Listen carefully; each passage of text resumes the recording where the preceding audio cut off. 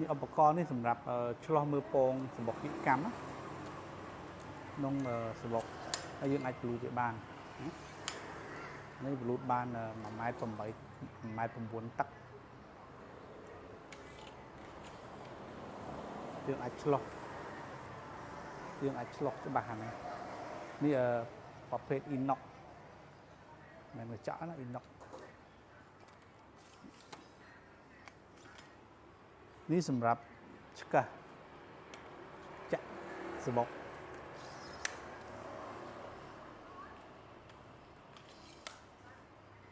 សម្រាប់ផ្ទះ3 ម៉ែត្រ 3 ម៉ែត្រកន្លះយើងអាចប្រើបានដងវាវែង